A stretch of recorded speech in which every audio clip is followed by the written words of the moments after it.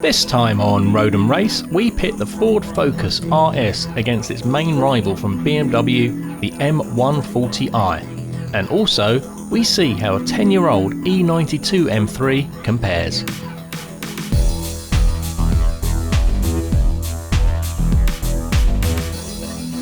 Both the Focus RS Mk3 from Ford and the current M140i from BMW are staggeringly close on paper, have roughly the same horsepower, torque and 0 to 60, have similar standard features such as sat-nav and Bluetooth phone integration. They even both claim to have essentially the same fuel economy and cost almost the same. It's almost as if someone's copying the other. To mix things up a bit, here's my BMW E92 M3. As you can see, it develops about 70 more horsepower, but over 100 foot-pounds less of torque. So we've lined up a number of tests covering performance through to practicality to see which one's best. The RS has a 4-cylinder, 2.3 litre turbocharged engine and as standard has all-wheel drive, 2 suspension firmness settings, 4 piston brake calipers and 4 driving modes including a drift mode. So we should probably start with your car first, Gary. Do you want to talk us through it then? This is my Ford Focus RS. Styling wise, it's probably the most aggressive out of all 3 cars here. I quite like this stealth paint because it kind of gives it that more serious sort of look, I think, about it. Rather than the blue. Plus this was a free option as well, so whereas the blue was about £800 additional. I get a lot of people kind of commenting on the car, saying how good it looks, and obviously I agree. It's got the keyless entry. Obviously we've got parking sensors, we've got reverse camera, and then we've got these huge tailpipes which you can fist, which is that's the measurement, isn't it? If you can fist it. The only thing letting the car down is the plastic bit at the bottom. It's a big size boot, but the floor is compromised. So this is a built-in subwoofer that sits in there. That's huge. Yeah, I know. And then you've got your tyre inflation kit. Okay, we know we're going to ask, don't you? What's that? Can you fit in it?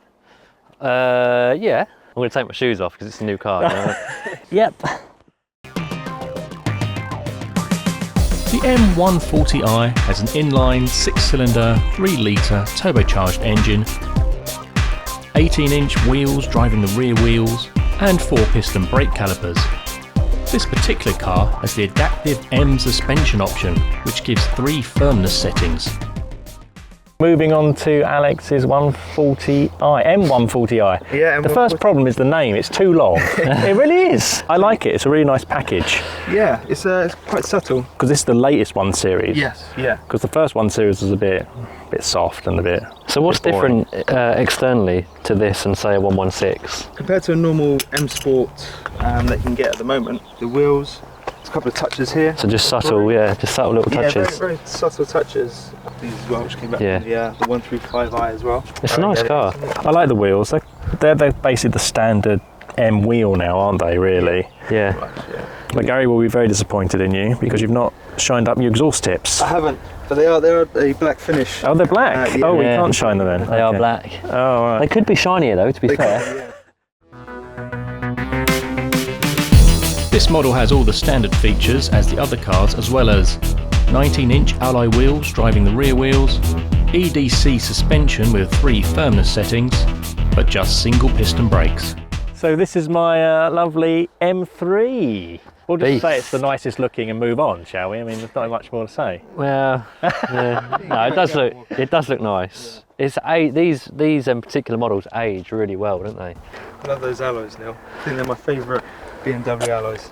I would agree, yes. They are nice. Yeah. These are the CSL, the facelift or competition pack alloys, which only came out, I think, towards the end of its life. But yeah, to retrofit them at this on an older car just makes it look a lot newer than it is. Yeah. Carbon roof. You can't forget the carbon roof. For weight reduction. I like the quad chrome tips. Yeah. They're amazing. Bit dirty, but yeah, they're nice. I haven't had a chance to give them the full Gary treatment. Full once over. The only thing I would say about the boot, it's a good size. However, you're a bit limited, aren't you, with the loading area. Yeah, the initial space.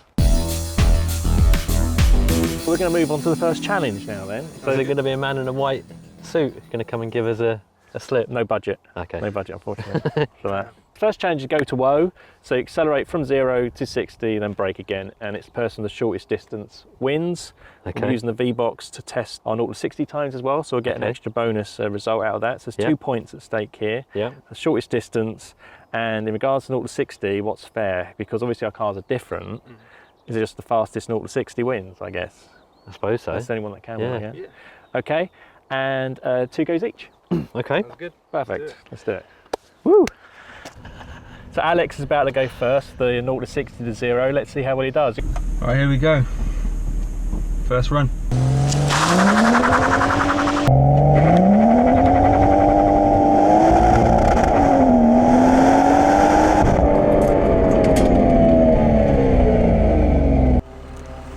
There we go. The launch control. There he is. Here he comes. It's quite scary. So you put down the benchmark figure. Very brave of you for going first. Yeah, thank you. Your 0 to 60 time was 5.1 seconds. Yeah, 5.1, so it's about 0.3 down on the book. Traction off the line. Yeah, I think once you get the power into second gear, you can feel it sort of squirming around a bit. But once it actually nails down, it really does fly. But yeah, I think that was about as best I could get. Okay. 5.1. Okay. Cool. Well, Gary's 0 to 60 theoretically is 4.7. Yeah, absolute rocket to 60, this thing. So, and it's got launch control. Yeah. Are you confident about this test? I've seen that thing go off first gear. It's an absolute rocket, but yeah, we'll see what happens. We'll see what happens. But maybe Gary just be inept and then just get a terrible 0 to 60 time. I just thought, yeah, I hope he just misses out in second gear. That'd be good. Okay, cool. Well, let's see what happens then.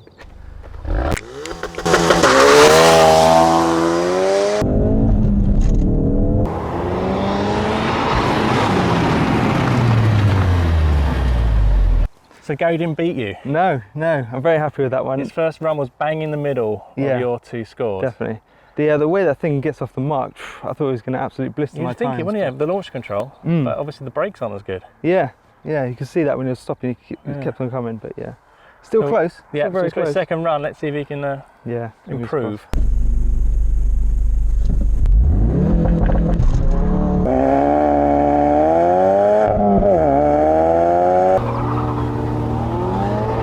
He's not going to make it. He's not going to beat it.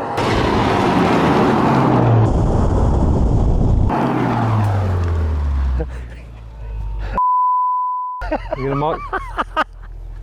Should we mark it?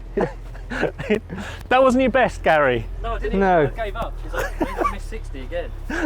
So Gary's complaining of V-Box problems. Yeah. It's not matching his speedo. Yeah, but surely you should just be able to watch it go to 60 then brake. I don't understand what the problem is. Yeah. So that's our first challenge over with. What's the result then? So Alex won the actual braking test. Yeah, very happy with that. Felt really good on the brakes, just a bit squirmy. Getting off the line. Yeah, 0 to 60. And the problem with getting off the line meant that you won the 0 to 60 challenge. Yeah. By 0.1. I'm not very happy because obviously I messed up the braking challenge. How do you explain that? I just, how many times did I have a go now? 4? Well, 3? Had more, yeah, it was supposed to be 2. I was just preempting 60 too much, basically. So it was getting to about 58, 59 on the V-Box, and then I was just braking before it got to 60. So I was probably 0.5 miles per hour off, maybe 1 mile an hour off. But yeah, I mean, the car felt good. It felt, went off the line really well. And the brakes were good. So how do you feel about your test? Obviously you've seen me and Alex. We're very, obviously very similar. Yeah. Performance. I'm hoping mine can beat yours. Because back in the day, this car cost twice as much. Back in the day, but technology's evolved. Yeah, true. You've got 4 piston calipers though on your front brakes, and I've got 1. Yeah. 1 piston, it's enormous. It's like this big, but yeah, I'm still confident I can beat you. I should be able to get, book says 4.7, 4.4. Yeah. 60 in mine. Okay. Yeah, it's very impressive. So stats, what was your book? 60? 4.8. 4.8. So we're both off. So yeah, it depends how close you can get yours to the. It's gonna be interesting though. I'm still gutted. I messed up the braking, but oh well. So here I am lining up for my go on the 0 to 60. I put new brake pads in yesterday. Paget RSL 19s, great pads. I've not bedded them in yet though. Hopefully I'll be able to still put in a good performance. I'm gonna press the M button. No pressure, Neil. Hold it about 2,000 RPM.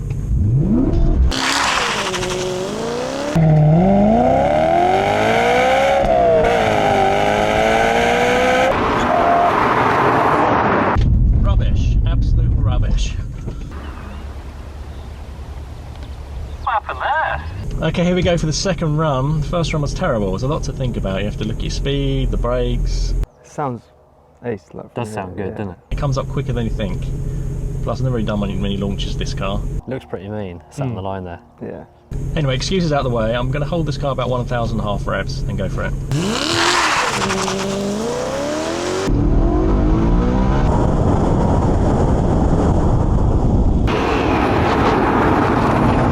Ooh, better. Much better.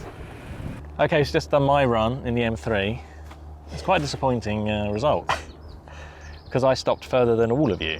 And you know when you two took the mickey out of me when I braked and then coasted because I gave up, that was still closer than your. It's very hard to see on the V-Box. The screen was quite small. So what issue did you actually get to 60?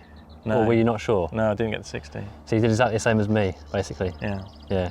So he's the only one that can read numbers and drive at the same time. And drive at the same time. Well, really, as I said before with the Focus, there's only going to be like a mile an hour in it, isn't there? So I think it's going to be still fairly accurate, to be honest, where we stopped. So maybe if we'd mounted it a bit closer to our face or something, but you had it kind of over there. It's quite small. It is quite small. Readout. I mean, that was a more expensive unit we used today, but the cheaper unit, because it has your phone as the display, is a much bigger readout maybe. That would suit it better for this particular challenge. It's harder getting the power off the line. If I compare this car to my Boxster, very easy to get off the line in the Tiptronic. Your Boxster used to go, didn't it? Yeah. There was no sort of wheel spin. No wheel spin, just went. 6.5 seconds, 0 to 60 every time, bang. Yeah. This, if you hold it at 1,000 revs, you get bogged down, 4,000 revs, bogged down. And then when you are doing 60 miles an hour down this narrow road, it's a lot more of an adventure than the Boxster. Yeah. The Boxster was a lot more lower and flatter and felt a bit more control. Here it's a bit of a roller coaster. I think you just need to go out and have a few attempts and just find where the launch is, really. I'm still very new in this car and I haven't really got used to it properly yet. So anyway, what was your 0 to 60 time? 5.6. 5.6. 5.1, I think my best time. And what was mine? 5. Yay! You won that. But your book time is? 4.4. 4.4. So you technically should be the fastest, but you were the slowest. I was, yeah. I think that's driver error rather than. And how much was your car, brand new? Brand new, 60,000 pounds. I'll move us on to our next challenge, which is everyone's favourite, the economy run. Oh yeah. So our next venue is in 5 miles away. Yeah. Okay. So we're going to reset our trip computers. Okay. We're going to put our sat navs in, go to exactly the same point, and whoever consumes the least amount of petrol is the winner. Okay. So we're looking at the best MPG. Yeah. Best average MPG. Yeah. Yeah, I'll be down for that. I think you're going to lose that one. Yeah. It's going to be close again between me and you. I think we'll be close. Yeah. For me, I'm probably going to lose it horribly. I'm going to have to cheat. What are you going to do? I don't know. Turn it off and coast. Yeah. I don't know. I'll figure something. So I need to try and be as fuel efficient as possible. Now it's quite warm, so I'm going to have to turn my air conditioning off and suffer. So this is the economy run. I expect to lose this. I've got a 4 litre V8. If I open the windows, that's going to create drag, which will make it worse. Don't think Neil's got a chance in that 4 litre. This is going to be painful. In the best case, I only get about 28 mpg. Those cars, it's a lot more. I've got an arrow on my trip computer screen here, which tells you when to shift up for the optimum sort of economy. So if I stick to that. But I'm going to drive very efficiently. Always use the gears. I'm not going to use the brakes at all. Driving this car this slowly, it's painful. All I want to do is floor it. It's also a baking hot day in England today. Very rarely. And I'm not turning the aircon on.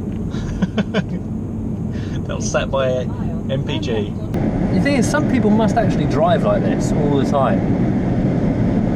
Nursing the car just to try and get the best value for money. Oh, nice. Getting about 33 miles per gallon at the moment. 50 miles an hour, the most economical speed. No hurry. We're holding up a van or some sort of minibus. I think that van would be glad to see the back of us. Gentle acceleration. Cruising in 6th now. 40 miles per gallon, 45, 48. Now not only has mine got the biggest engine, it's also the heaviest car here. I'm about 1.6 tonnes. I carry at least 100 kilos more than everyone else. So if I can pull out some amazing driving, I don't know if I'm going to win this test. The slightest dab on the accelerator, you just watch it fall, it just drops. It's so hot, I'm beginning to sweat quite a lot. There's a Tesla on my tail. I wonder where his MPG is.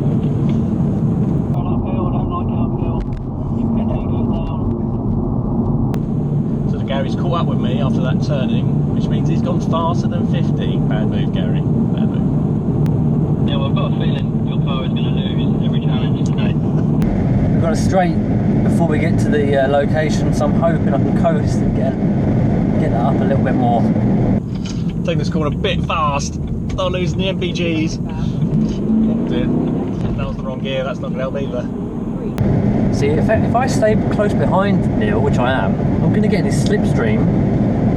Surely that's going to make my MPG better. Less air resistance. I think I find it hard to beat that. 33.2. What'd you get? 38.9. 38.9. Eco Pro. 50 miles per gallon. Well, come on, Neil, what did you really get? 24.7. What? 24. You heard. So basically, Neil has lost again. And you're the winner. Yeah, right. Yeah, where's the proof? I need to see the proof. Get on the big screen, please.